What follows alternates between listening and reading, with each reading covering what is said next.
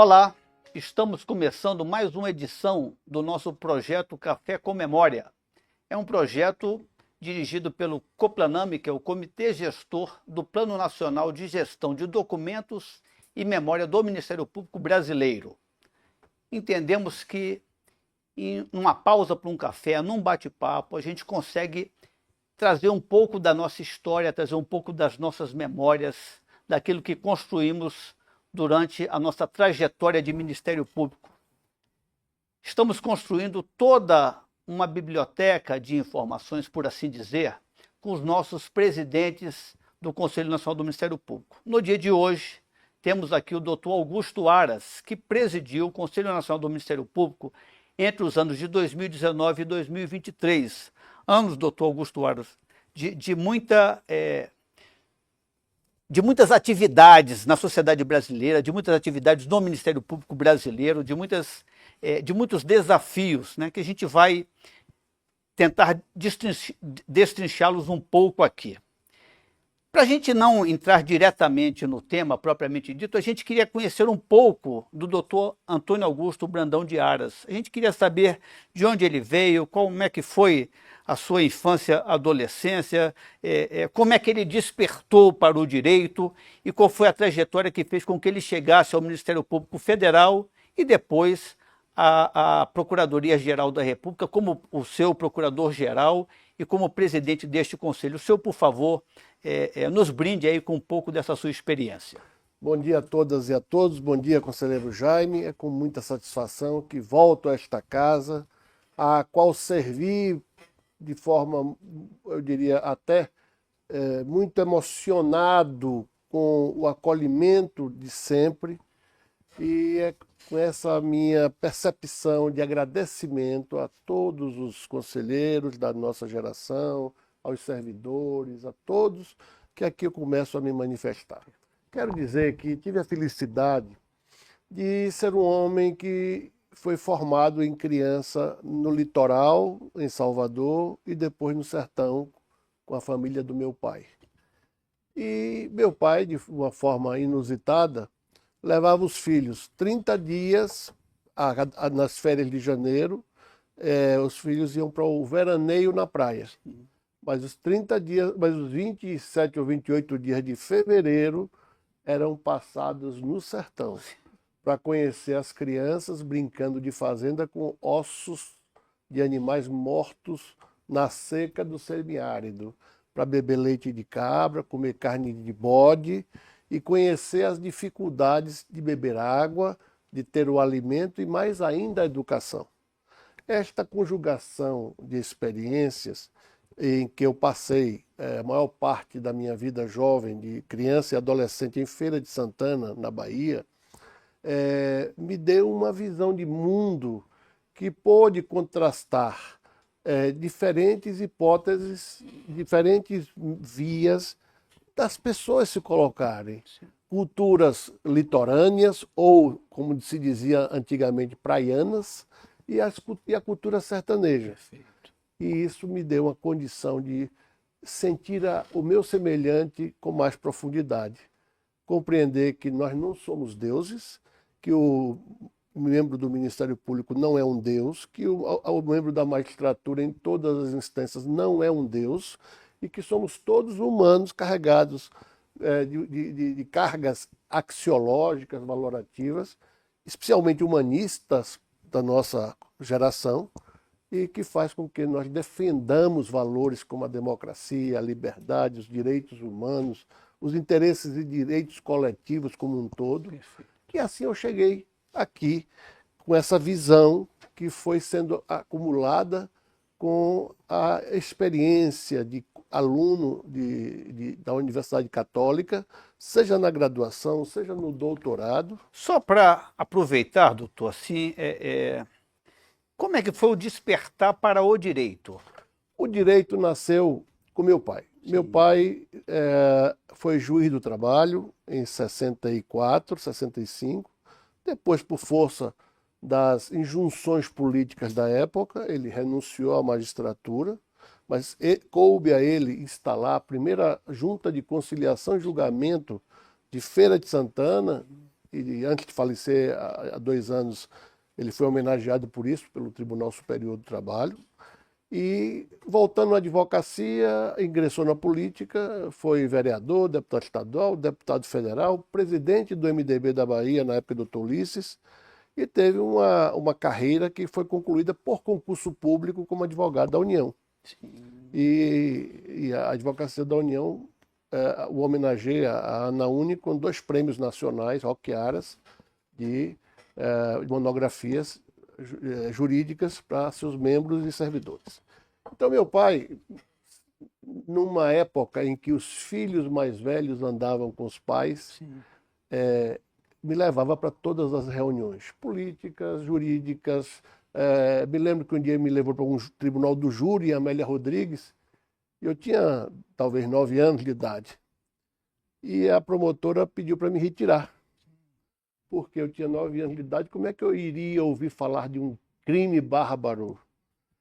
E parou-se a sessão do júri e meu pai foi dizer a ela que eu estava ali exatamente para ver como a vida ocorre, e sem fantasias.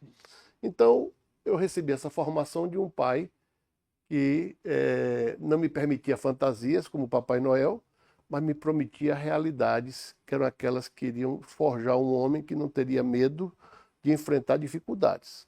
As dificuldades que enfrentei ao longo da minha vida foram resolvidas pela bondade divina, pelo grau de conhecimento adquirido ao longo de uma existência de muito estudo e muito trabalho, e eu diria que é inegável, amigos que se associaram às boas ideias. E aqui uma passagem de Victor Hugo: nada é mais poderoso do que uma ideia cujo tempo chegou. E as ideias que nós transmitimos são ideias que estão ali permeando o tempo, como a fidelidade partidária. A minha tese de doutorado foi uma tese que envolveu duas áreas: a ciência política, a figura do mandato representativo partidário, e a figura da fidelidade partidária para a perda do mandato parlamentar. Eu levei isso no momento certo, o Supremo, em menos de 2 anos, acolheu e mudou 200 anos da jurisprudência.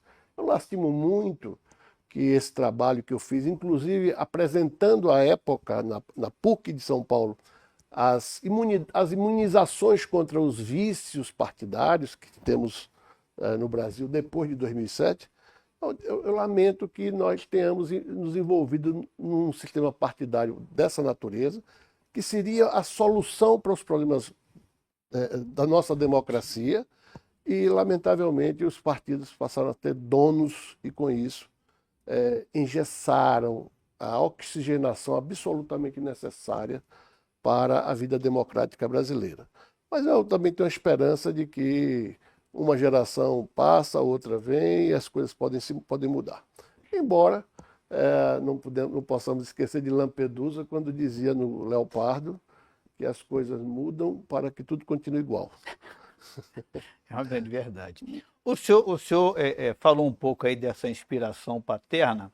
O senhor fez direito e depois o senhor entrou para o Ministério Público Federal. Por que o Ministério Público? Bom, vamos lá. É importante que essa minha verve do Ministério Público Federal, ela não é isolada. Sim. Eu, ao chegar ao cargo de PGR, eu já acumulava, primeiro, uma experiência de 30 anos de professor de Universidade Pública Federal por concurso. Sim. Eu estou, em breve, me aposentando da UNB, quando concluí o processo administrativo de aposentadoria. Eu já tinha 35 anos de advocacia dentro da autorização constitucional de advocacia, respeitados os impedimentos. Perfeito. E eu já tinha, à época, 34 anos de Ministério Público Federal.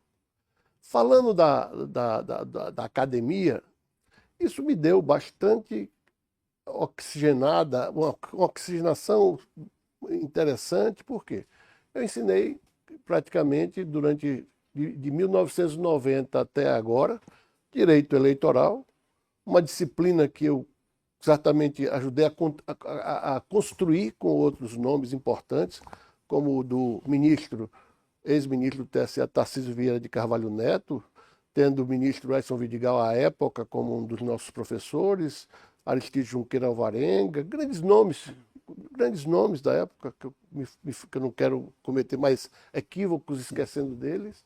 Nós fizemos um direito eleitoral sistêmico, científico, dotado de autonomia, formal e material, didático e científica, e professor de direito empresarial.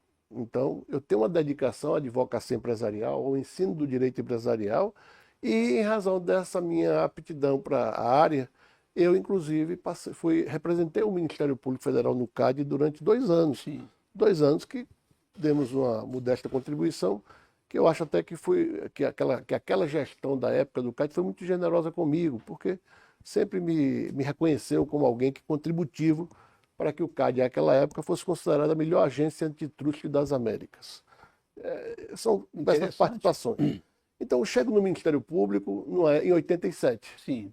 No momento em que eu já tinha sido aprovado em muitos concursos, 12 concursos públicos, e eu só aceitei ocupar cargos públicos em que eu pudesse advogar. Porque eu vinha de uma família de um advogado cheio de ideais humanísticos, que, embora o colocasse numa área de centro-esquerda, ele sempre me disse que à esquerda ou à direita, o que importa é aquilo que fazemos de bem para o próximo. Então eu diria que meu pai foi um homem de centro-esquerda, um homem acima de tudo cristão, sem ser um praticante formal, litúrgico. E a advocacia serviu para advogar. Metade de todos os meus clientes foi pro bono, especialmente para a comunidade negra da periferia de Salvador. E o que me fez receber uma medalha Tomé de Souza em homenagem à defesa das raízes afro-brasileiras e baianas, quando cuidei desse patrimônio imaterial como advogado durante quase 15 anos. E essa vida cheia de atribuições jurídicas, políticas, em distintas áreas, me fez enxergar a estrutura do Estado brasileiro, a sua organização e o seu funcionamento, e o meu Ministério Público, que é seu também, que é de nós todos, como uma instituição que, após 88, tendo o seu fundador na contemporaneidade no Ministro Sepúlveda pertence, a quem eu sempre elogiei, a quem eu sempre rendi minhas homenagens, e que me teve um carinho até paternal, e eu sempre o tratei assim, para que nós seguíssemos um modelo. Esse modelo foi de Sepúlveda pertence, que em determinado momento em que a instituição começou a ganhar a mídia e esquecer aqueles valores mais densos, ele disse, criei um monstro. E eu, quando eu tomei posse, eu disse, mestre, eu vim aqui para tentar fazer com que esse monstro possa voltar aos seus fundamentos, Sim. Aqueles que o senhor plantou com o Congresso Nacional na Constituinte, na Assembleia Nacional Constituinte. E do ministro pertence, eu tenho as melhores lembranças, um farol a seguir no Ministério Público, mas na vida pública como um todo, como julgador, inclusive, porque sabendo que quanto mais se tem poder, mais se tende a abusar deles, que é uma frase clássica do Lord Acton, em inglês do século XVII, salvo engano, nós temos que ter um Ministério Público capaz não só de controlar e fiscalizar as demais instituições, mas mais que isso, fazer a sua autocontenção. A nossa valorização institucional, a utilidade e a necessidade da nossa instituição está na sua capacidade de autocontenção. Perfeito. Não é? Perfeito. O senhor, então assumiu, né, a PGR e o Conselho Nacional do Ministério Público, a sua presidência, em 2019, né, e ficou Isso. até 2023, de setembro a setembro. Isso. Né? Foram 4 anos bem agitados, né, por assim dizer. Logo de início, o país passava por uma preocupação muito grande, que era a criminalização política. E o senhor chegou com a ideia de descriminalizar a política brasileira. O que o senhor poderia falar a respeito disso? Bom, eu queria dar um passo atrás aí Sim. no tempo para dizer o seguinte, olha, Eu entrei na carreira pela mão de Sim. Sepúlveda Pertence, me colocando para instalar a primeira vara do interior do Brasil, que foi lá na Bahia, a vara de Ilhéus. Eu instalei a vara única de Ilhéus, e o que hoje já temos dezenas e dezenas de unidades do Ministério Público nos municípios. Então aquilo já foi a primeira experiência. Sim. Era uma vara que tinha 29 municípios e que eu era o AGU e era o advogado da União e ainda era o Ministério Público, fazia tudo. E aquilo foi uma aula, porque eu estava vivendo ali a realidade local de 29 municípios na região do sul da Bahia. Nessa caminhada pelo Ministério Público, conselheiro Jaime, eu tive a oportunidade de merecer a confiança dos meus colegas para ocupar todos os cargos públicos. Sim. Eu fui procurador eleitoral na Bahia, numa época em que o grande político baiano e brasileiro Antônio Carlos Magalhães era o homem que tinha uma importância muito grande. Cumpri meu dever, tive com ele uma convivência nunca pessoal, mas sempre respeitosa. Perfeito. Foi uma eleição, inclusive, que quem ganhou a eleição foi uma candidata do PCdoB, foi a única vez que uma candidata do PCdoB ganhou a eleição em Salvador, Lício da Mata. Mas aquele desafio de enfrentar uma época difícil na Bahia e no Nordeste me mostrou que cumprir a Constituição, mesmo os homens mais poderosos de um Estado democrático de direito, valoriza. Sim. E assim eu cumpri os meus deveres como procurador eleitoral, sem passar por os ataques da política que são naturais para quem, como nós, ocupamos um cargo de relevo no Ministério Público brasileiro. Nessa jornada do eleitoral, eu venho para Brasília e passei 2 anos no CAD. Sim. Dentro da Procuradoria, eu ocupei. Eu fui membro da primeira Câmara de Coordenação e Revisão, que na época cuidava dos temas constitucionais. Eu passei pela comissão, pela segunda Câmara, cuida da matéria criminal, no particular. Eu tive a oportunidade de coordenar a questão de uma subcomissão de crimes econômicos e passei pela terceira Câmara, seja como membro, seja como coordenador da terceira Câmara, que cuida da ordem econômica do consumidor, e ali eu pude desenvolver alguns conhecimentos na área empresarial. Quer dizer, depois tive a satisfação de ser ouvidor-geral do Ministério Público, corregedor auxiliar do Ministério Público Federal, de maneira que eu ocupei todos esses cargos sem o estrépito muito comum em um determinado momento da nossa instituição no Brasil. Ocupei todos esses cargos com um grau de parcimônia, de discrição, sempre cumprindo com o dever, com a mão na Constituição e nas leis, porque eu sabia e sei, continuo acreditando, que fora da lei não tem salvação, dizia Rui Barbosa.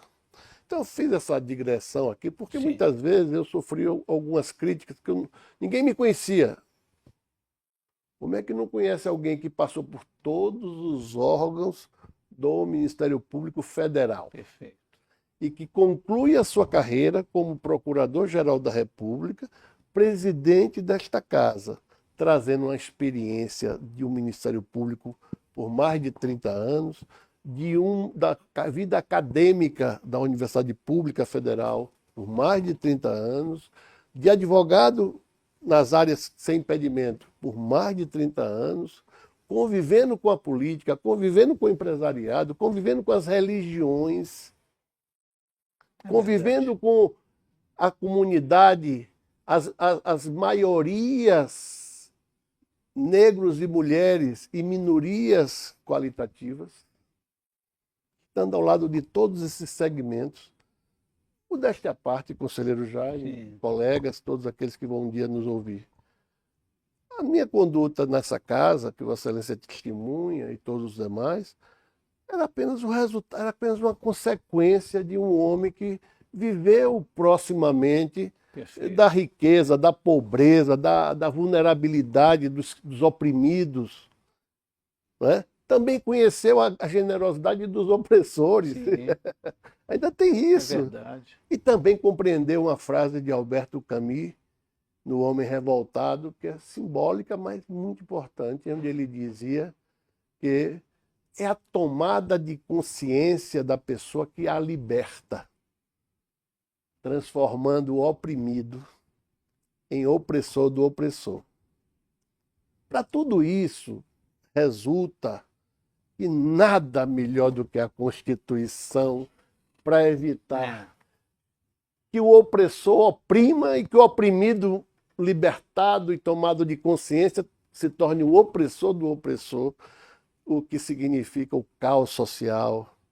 Então, o equilíbrio, a moderação, a busca por este caminho do meio, que fez parte de toda a nossa gestão, não está somente nas nossas bases filosóficas ocidentais com Sócrates, não é? Com Aristóteles e seu caminho do meio, não está somente com Santo Agostinho, não está somente com toda a patrística e todos os filósofos clássicos e pós-modernos, mas está na Constituição. Isso é um instrumento de racionalidade da convivência de uma nação, da convivência independente e harmônica não só entre os poderes, mas esses poderes representam a sociedade, que tem no Estado o instrumento de fazer essas regras de consenso nacional valerem.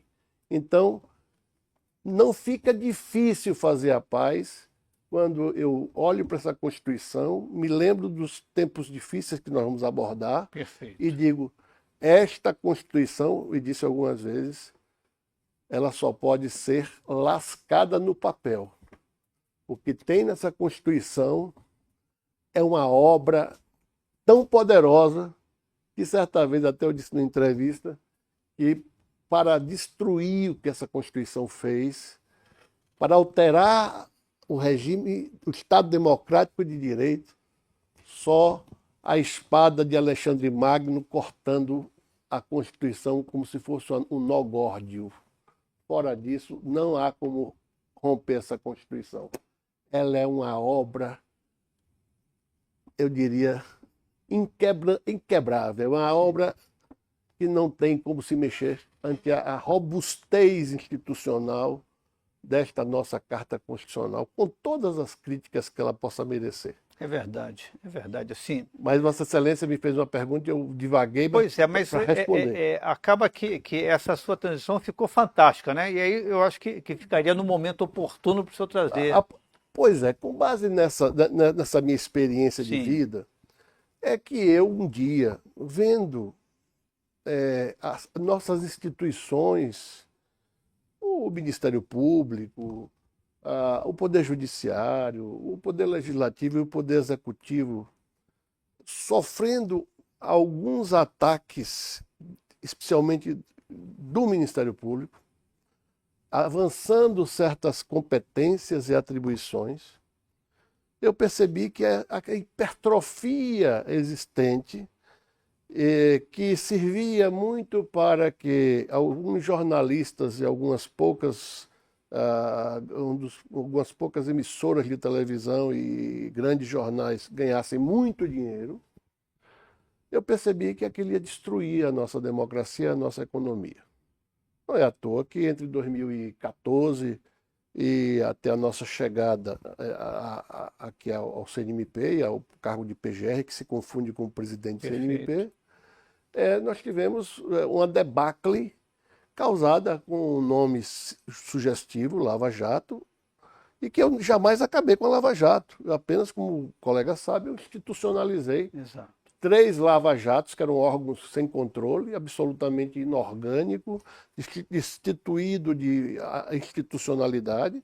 Eu transformei em 27 GAECos federais, descentralizando o poder, mas dando a cada membro desses GAECos sua independência funcional, garantindo sua inamovibilidade, dando os servidores necessários, dando recursos financeiros e exigindo de volta o quê? Objeto certo e determinado, prazo para cumprir os objetos desses GAECos e prestação de contas à sociedade e ao Estado.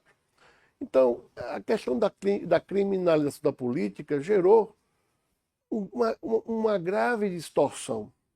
Por quê? Quando nós temos no artigo 2º da Constituição que os poderes são independentes e harmônicos entre si, nós estamos pensando em todas as instituições e órgãos que estão dentro desses poderes. E o Ministério Público Brasileiro está dentro desse universo como um órgão constitucional autônomo, como são os tribunais de contas. E verificando que o Ministério Público construiu ilhas de autonomias que transcendiam a qualquer tipo de controle e fiscalização, gerando abusos e mais que tudo isso, não só abusos individuais, mas gerando prejuízos para a própria ordem jurídica que deve sustentar o regime democrático. Eu pensei, olha, nós não podemos ficar de fora do controle e fiscalização de tudo que é de interesse do Estado e da sociedade, como manda a Constituição. Mas nós não podemos passar dos limites. Quem governa é o Executivo, quem legisla é o Legislativo e quem julga é o Supremo, é o Judiciário. É tão elementar que este conceito vem da Revolução Inglesa, das duas revoluções inglesas do século XVII. E que a Revolução Francesa, com Montesquieu, lá no capítulo 8º, apenas acrescentou o poder judiciário na doutrina da separação dos poderes, na tripartição, para que esse poder judiciário fosse o algodão entre os cristais. E nós, Ministério Público, que temos o protagonismo que não é dado historicamente ao judiciário, né? Neu dex ex officio, diziam os latinos, né? O juiz não procede de ofício. E, com o nosso protagonismo, a nós caberia e cabe ser o titular da ação penal, da ação civil pública, do inquérito civil, enfim. Essas atribuições estavam hipertrofiadas. E mais, nós tínhamos uma queda abrupta do emprego, da tecnologia, da economia, um poder legislativo que se tornou frágil a cada escândalo produzido. E veja bem, o que é que nós fizemos com o apoio do CNMP e lá na PGR? Só criar a institucionalidade das relações entre aqueles órgãos informais, de fato, destituídos de qualquer institucionalidade, colocá-los numa condição de permanecer dentro da unidade do Ministério Público. E aí, meu caro amigo, conselheiro Jaime, a ideia de que o Ministério Público brasileiro é um só. Sim. Nós não temos na construção constitucional o Ministério Público melhor que o outro.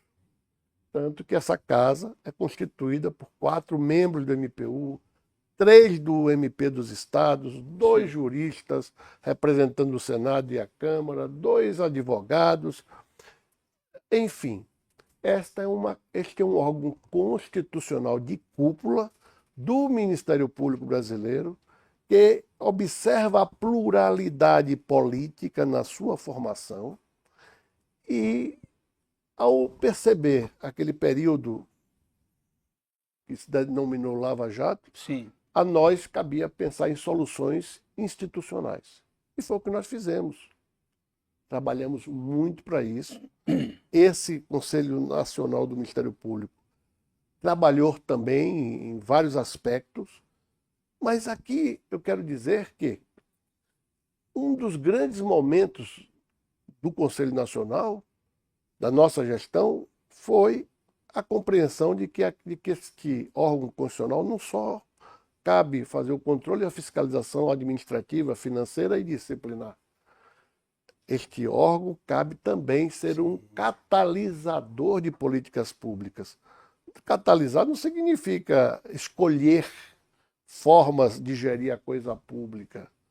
Não significa dispor legislativamente sobre as coisas públicas. Mas eu não posso deixar de dizer que, graças às comissões temáticas desta casa, nós enfrentamos, dentro desta casa, em parceria com a PGR e com meus colegas subprocuradores gerais da República, a gestão de 2 graves problemas nacionais.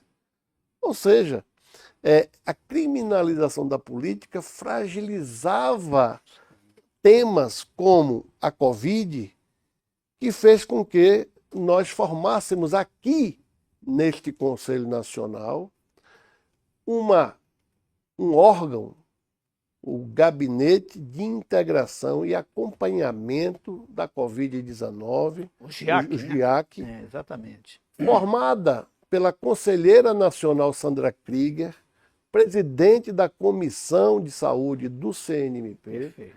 em parceria com a PGR, sob a coordenação da conselheira da Subprocuradora-Geral da República, Célia Delgado, hoje Corregedora-Geral do Ministério Público Federal, apoiada pelo atual Vice-Procurador-Geral da República, doutor Indemburgo Chateaubriand Filho, e mais 150 membros do Ministério Público. Todos fazem parte dessa publicação conjunta do CNMP com o MPF, com a descrição de todas as ações que nós fizemos. Graças ao GIAC, graças ao Conselho Nacional, graças à PGR, através dos seus membros e colegas em todo o Brasil, a nossa atuação determinou uma defesa sanitária de uma forma inédita, porque nós concentramos um hub nesse GIAC.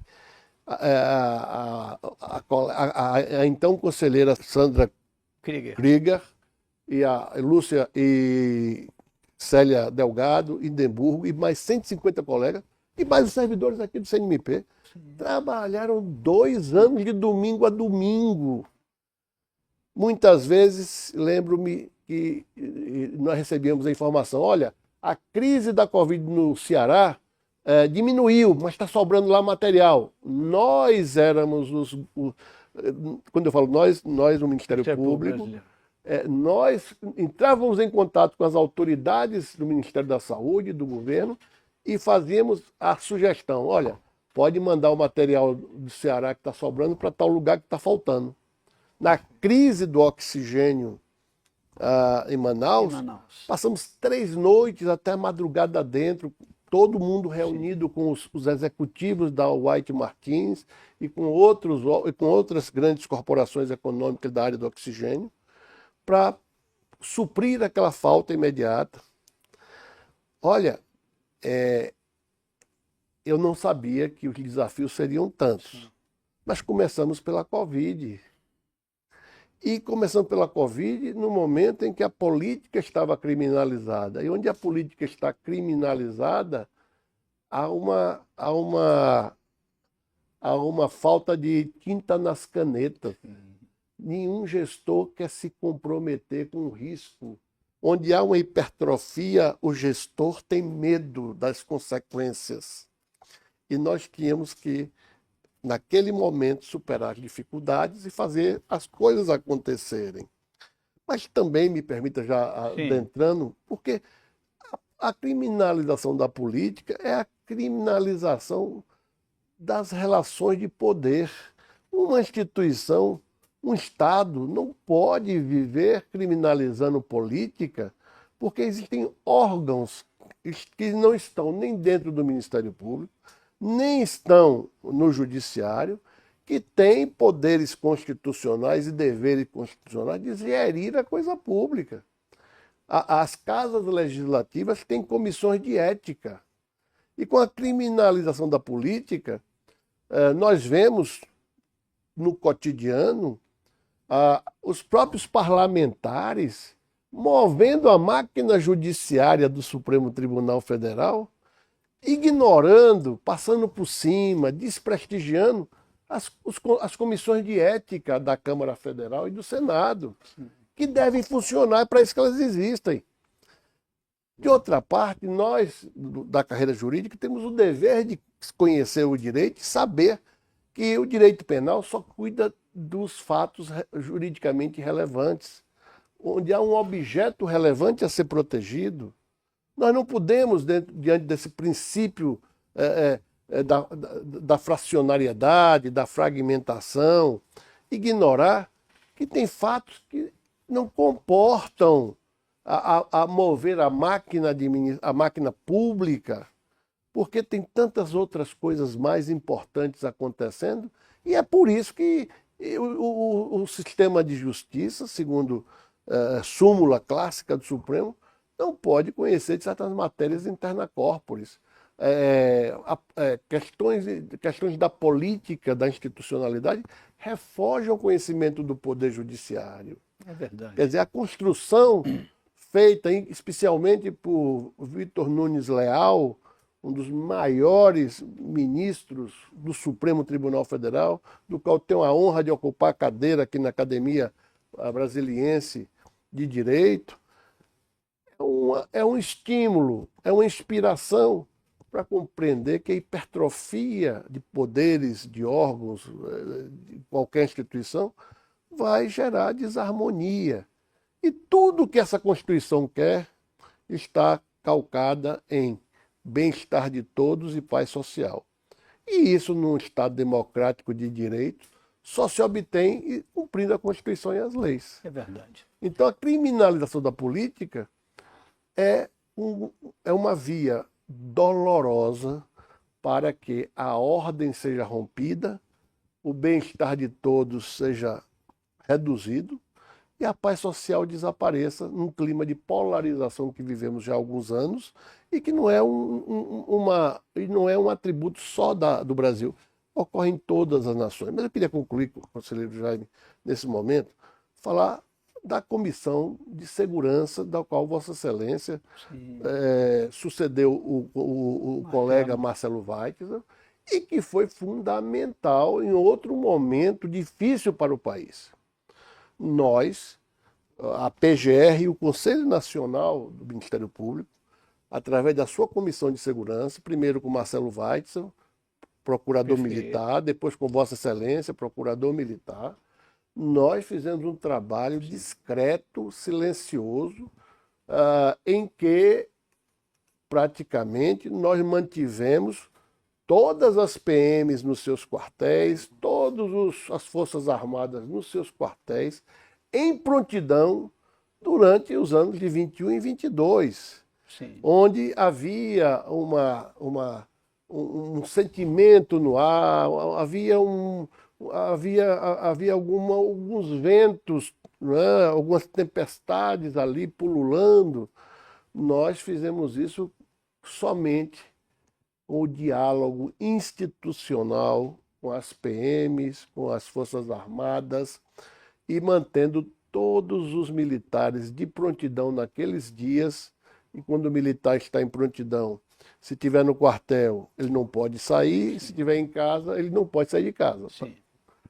Com isso, nós evitamos que qualquer evento que pudesse atentar contra o nosso Estado democrático de direito pudesse se desenvolver, ao menos com a farda e as armas do Estado. Evitar que a população, com seus meios não propriamente bélicos na sua destinação, fizesse movimentos, seria impossível. E tivemos o 8 de janeiro. No 8 de janeiro, evidentemente, tivemos mais uma vez o Ministério Público Federal, da nossa gestão, com os colegas trabalhando muito para que fosse tudo apurado e as coisas estão acontecendo. Então, esse Conselho Nacional do Ministério Público, durante aqui o momento que estive, enfrentou grandes desafios e, para mim, contar com Vossa Excelência e contar com os conselheiros da nossa gestão Sim. foi um motivo de júbilo, é motivo de minha gratidão, porque sem cada um dos senhores e senhoras, nós não teríamos conseguido vencer tantos desafios. E eu só estou falando dos maiores. porque os do cotidiano nós não abrimos mão, que era controlar e fiscalizar a autonomia financeira da instituição. Doutoras, assim, a parte de desafio, não faltou desafio grande entre 2019 e 2023, né? Por sinal, fica até difícil da gente conseguir mensurar qual seria o desafio de maior enfrentamento, de maior dificuldade. O senhor, como presidente, se viu muito bem, né? A gente fala muito da descriminalização da política, porque isso foi um passo extremamente importante. O enfrentamento à Covid foi outro passo, assim, que o Ministério Público ele se mostrou dentro da sua utilidade para a sociedade brasileira, total mobilização, tem um trabalho extenso a respeito disso. Tem um outro ponto que também o senhor inaugurou aqui, que eu queria que o senhor pudesse falar alguma coisa a respeito disso, porque na parte penal, na parte criminal, a gente só fala da vítima até o instante que o crime acontece, né? No momento seguinte, a vítima ela passa a ser um ser esquecido, ela desaparece, a família da vítima desaparece e a gente só pensa na família do criminoso, só pensa no criminoso, etc. E o senhor trouxe aqui um movimento nacional de defesa dos direitos da vítima, coisa que até então, embora todo mundo percebesse isso internamente, tivesse esse sentimento, ninguém tinha trazido isso para fazer um movimento nacional. De onde é que veio essa ideia e o que o senhor poderia nos explicar a respeito disso? Eu, caro conselheiro, chegando envelhecido pelas experiências valiosas de uma vida dedicada ao direito e à vida pública, eu detectei, antes de ser PGR, que este conselho não poderia ser só uma casa punitiva de seus membros. Sim.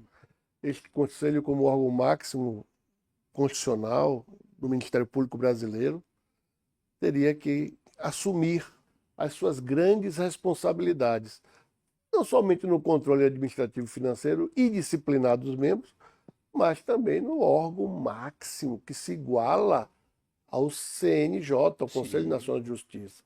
O PGR, presidente do CNMP, qualquer que seja ele, em qualquer tempo, ele tem as mesmas prerrogativas e garantias e imunidade do presidente Supremo, inclusive na sua segurança pessoal.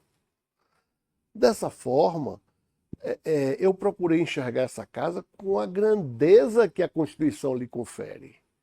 E dentre tudo que nós fizemos em concreto, movido pelas necessidades emergentes, nós pensamos em 3 grandes programas estruturais. Eu digo estruturais porque, seja com a nossa participação, seja com a de qualquer colega que esteja hoje ou no futuro, são programas do Brasil, Sim. E geridos pelo Ministério Público na sua natureza de protagonista da defesa da sociedade e também do Estado, no que toca a esses bens. Então, o primeiro programa que nós lançamos estrutural foi o programa de respeito e diversidade. Este programa exatamente veio à luz no momento em que as pautas identitárias estavam ganhando uma força para além daquilo que as minorias têm garantidas pela Constituição e que hoje são objetos, essas pautas identitárias já estão demonstradas que elas têm graves problemas, porque a democracia é o governo da maioria. A minoria tem direitos e devem ser respeitados nos termos da Constituição e da lei. E nós temos nossas situações peculiares no Brasil, em que as mulheres são maioria e são subrepresentadas, os negros são maioria e são subrepresentados. Mas isso não quer dizer que nós tenhamos que esquecer que a base da nossa nação, o valor fundante dessa nação é a democracia. Perfeito. Os direitos humanos. E, dessa forma, nós começamos a nossa gestão, procuramos conduzir essas pautas de respeito e diversidade religiosa, de gênero, de questões de LGBTQIA+, ou seja, conduzir tudo isso num clima democrático, ou seja, essas minorias ou maiorias quantitativas e minorias qualitativas precisavam e precisam sempre ter os seus direitos garantidos. Mas nós não podemos nos desviar do princípio da maioria. Ninguém inventou para o ambiente democrático nenhum outro princípio instrumental que é o princípio da maioria. Então, esse princípio da maioria, conquanto não possa prevalecer absolutamente, como nada, né, modernamente Sim. ocorre, ele precisa ter o respeito também das minorias. Senão nós vamos subverter essas ordens. E nós podemos sempre conciliar a maioria que elege o poder legislativo, o poder executivo, os quais, por representação, nomeiam seus ministros dos tribunais superiores, e tudo passa por um equilíbrio, tudo passa por uma moderação, tudo passa pelas formas encontradas no nosso processo civilizatório para vivermos com alguma harmonia. Né? Não basta poderes independentes ou seus órgãos autônomos independentes. É preciso que tenha harmonia. Essa harmonia está na moderação dos meios utilizados. Então, sempre eu disse a alguns, no início da minha gestão, que eventuais divergências entre o Ministério Público brasileiro e esses órgãos outros não estavam na finalidade. A finalidade pública é sempre, né, o bem de todos. Sim. Mas as divergências seriam nos meios, e nesses meios é que nós deveríamos buscar o consenso, buscar a melhor solução para os problemas que, na contemporaneidade, já se sabe, existem mais de 2 respostas corretas para o mesmo problema. A questão de inteligência, a questão de moderação, de visão de mundo, que nós podemos ver. Então, esse programa Respeito e Diversidade, que tem a participação hoje mais que centenária de instituições, como a CONIB, representando a comunidade israelita do Brasil, as comunidades afro-brasileiras em suas diversas linhas, correntes evangélicas, Perfeito. Católicas. Hoje nós temos aqui no nosso CNMP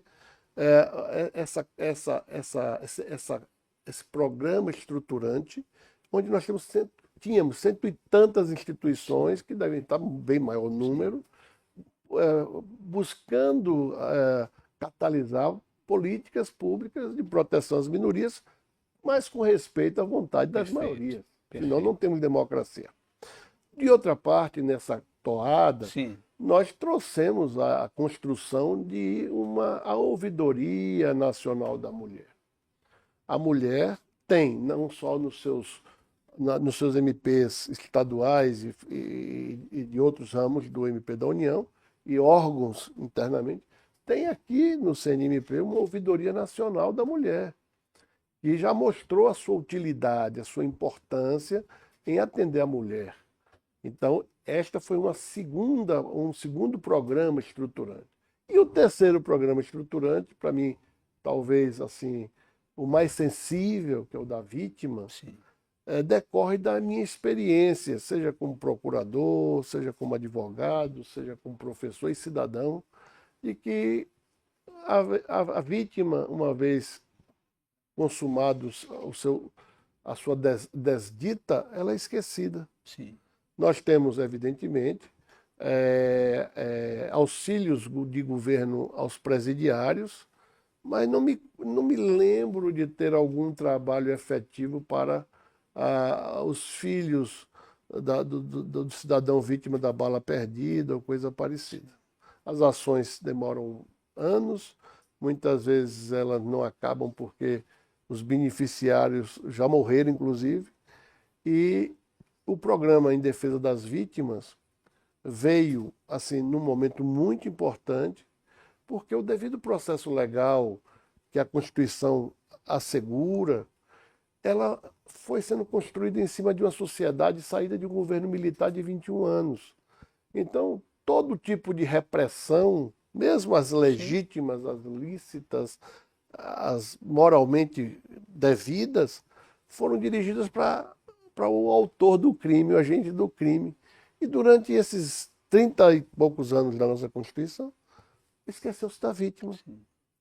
Ainda essa semana eu vi um julgado em que a vítima não tinha direito de recorrer, mesmo sendo ela titular de uma pretensão indenizatória pelo risco e pelo dano causado pelo agressor. Eu, pessoalmente, acredito que em algum momento a nossa casa aqui, nesse programa estruturante de defesa da vítima, poderá produzir uma mudança da jurisprudência dos tribunais superiores no que toca ao assistente da acusação. O que é que move a assistência da acusação? Aqueles crimes que geram um interesse de agir. Interesse de agir que na esfera penal não é só o interesse jurídico, é também o interesse moral, é também o interesse da sua própria honra. Ou seja, onde há interesse em que na esfera penal é mais largo que na esfera não penal, é preciso que comecemos a admitir a intervenção de terceiro no processo penal. Eu sempre defendi a intervenção dos ministérios públicos estaduais nos processos do STJ, do Supremo, sim, porque acredito, como no linguajar bem humilde lá do meu interior da Bahia, que quanto mais abelha, mais mel. É melhor que a sociedade esteja defendida por múltiplos agentes públicos, sim, do que somente por um que vai escolher, muitas vezes com vieses comprometidos com idealismos que refogem a Constituição, levando a soluções de injustiça. Então, essa questão não só da criminalização da política, mas da hipertrofia do Ministério Público e de outras instituições, tem consequências terríveis para o Estado e para a sociedade. Fragilidade da representação política, no seu desenvolvimento econômico e na paz social de todos. Tivemos a oportunidade de compreender a importância das religiões, independentemente da sua matriz. Porque no Estado, com as dificuldades que nós conhecemos no Brasil, a garantia não somente da liberdade religiosa, mas da assistência religiosa é necessária. Porque onde o Estado não vai, e o Estado não vai em muitos pontos dos grandes centros urbanos, tem uma igreja que vai levar um conforto espiritual e muitas vezes até material. Sim. Então, tivemos essa compreensão também. E mais que isso, deixar aquela ideia de que o Ministério Público Federal era o suprassumo do Ministério Público brasileiro. E dizer o óbvio, existe só um Ministério Público brasileiro, formado por linhas, as estaduais, a do MPU, o Ministério Público Federal, do Trabalho, o Militar, o do Distrito Federal e também o eleitoral, que está no âmbito do Ministério Público Federal. E com isso, tive a oportunidade de ter Vossa Excelência como representante do Ministério Público Militar na Secretaria-Geral, na nossa gestão. Tive a oportunidade de conviver com os colegas dos MPs estaduais na corregedoria. Perfeito. E depois, hoje temos o conselheiro Ângelo, que é o nosso corregedor representando o Ministério Público do Trabalho. Tivemos não uma democracia formal, mas uma democracia também substancial na casa, em que a presidência, na nossa gestão, colocou servidores, recursos financeiros suficientes para cada gabinete mostrar sua capacidade de atuar em todo o Brasil. Eu tenho certeza que todos os conselheiros que nos auxiliaram, cada um ao seu modo, da sua parte, contribuiu para que o Ministério Público Brasileiro, pela via do seu órgão máximo, que é o Conselho Nacional do Ministério Público, produzisse e entregasse grandes resultados, sejam os estruturantes aqui colocados, sejam aqueles emergenciais, como a Covid, como os atos antidemocráticos, seja, enfim, sem destoar das suas competências básicas, avançar para ser contributivo da catalisação de políticas públicas, sem se substituir aos seus titulares diretos, e ser também um agente da democracia, sem esquecer que hierarquia e disciplina não é só para as carreiras militares. A hierarquia e disciplina tem outro nome na administração civil, né? Às vezes podemos dizer que a urbanidade é o menor de todos, Sim. porque esse revela a educação doméstica das pessoas no trato com as outras, seja no ambiente de trabalho, seja no atendimento ao público, seja, enfim, com outras autoridades. É verdade. Então, tudo isso nós pensamos, praticamos, tivemos ampla aceitação de todos nessa casa e fora dessa casa, e assim é que eu creio que aquelas ideias macro que eu acumulei ao longo de uma vida foram aqui implementadas, podendo outras tantas vir a ser e desenvolvidas essas outras também em outros momentos. Entendi. Mas o meu agradecimento sempre a todos os conselheiros e conselheiras e aos servidores pela oportunidade de servir o que eu tinha de melhor para entregar a todo o Brasil e à instituição.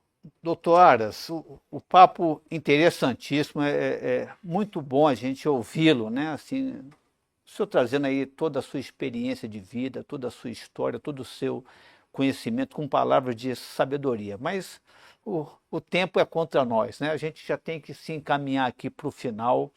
Eu queria, antes de encerrar, eu queria passar a palavra para o senhor falar um pouquinho da perspectiva que tem de Ministério Público para o Brasil, né? A gente vive um momento realmente de uma certa dificuldade. Eu não gosto muito de falar de crise no Brasil, porque quando eu tinha uns 5 anos, me falaram que a gente estava em crise. Eu estou com 64, a gente continua em crise. Então eu já não estou nem mais preocupado com crise, mas preocupado com as dificuldades. Como é que o Ministério Público brasileiro ele pode contribuir para a gente buscar soluções para o nosso país, e como é que o Conselho Nacional teria uma perspectiva de continuar nessa contribuição de melhorar a sociedade brasileira. E a gente, com essa sua última palavra, a gente já vai se encaminhar para o nosso final. Eu passo para o senhor para falar um pouco a respeito disso e fazer a sua despedida. Conselheiro Jaime, meus caros colegas, servidores, amigos, olha, o Ministério Público, ele não pode e nem deve fazer a guerra, no sentido largo. Sim. Ele tem as suas balizas estabelecidas na Constituição, na sua lei orgânica e nas leis em geral. Todas as vezes que nós mantemos a instituição dentro desse arcabouço de competências e atribuições, dificilmente nós teremos dificuldade. Na nossa gestão, foi o que nós respeitamos. Cada um no seu universo constitucional e legal.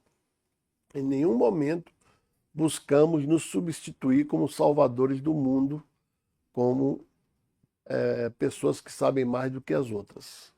Construímos e devemos construir sempre essa instituição voltada para uma autocontenção de respeito à democracia e à ordem jurídica que a sustenta. Mas não só isso, nós temos também um sistema econômico. Nós não podemos deixar um sistema econômico fragilizado, porque a crise material, aquela que gera inflação, aquela que suprime a produção adequada e a distribuição de alimentos, de saúde, educação, segurança pública, mobilidade urbana, saneamento básico. Tudo isso faz parte das nossas atribuições. Perfeito. Todavia, nós não podemos nos substituir aos gestores que devem fazê-lo diretamente. Mas não custa nada que, através da nossa intervenção, nós façamos, após estudos, após debates internos e externos ou mistos, fazer recomendações, fazer sugestões, manter o diálogo institucional, interinstitucional permanentemente com o Poder Judiciário, com o Poder Legislativo, com o Poder Executivo, com os órgãos análogos, todos com vista a multiplicar a nossa capacidade de atuação dentro dessa autocontenção. Eu fico muito feliz de lembrar que aqui no CNMP, através do observatório com o CNJ, que foi um órgão criado aqui de contribuição recíproca, CNJ-CNMP, dois órgãos com o mesmo status constitucional, né? Um chefiado pelo presidente Supremo, outro pelo procurador-geral. Nós tivemos a oportunidade de resolver graves problemas nacionais. Um deles foi o início do afundamento dos bairros lá de Maceió da Braskem, né? O outro foi a questão de Brumadinho. Então, Brumadinho foi uma outra grande experiência da nossa gestão do observatório com o PGR, com o Judiciário. Mariana, que ainda não se resolveu, também deixamos muito bem encaminhados aquele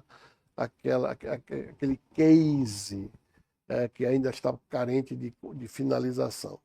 Mas no meio de tudo isso, o observatório esteve presente na Covid, o observatório esteve presente nos atos antidemocráticos e, graças a essa interlocução permanente entre instituições, nós estamos vivendo um momento de distensionamento das tensões sociais, políticas, econômicas e, quiçá, em breve, possamos voltar a um clima de normalidade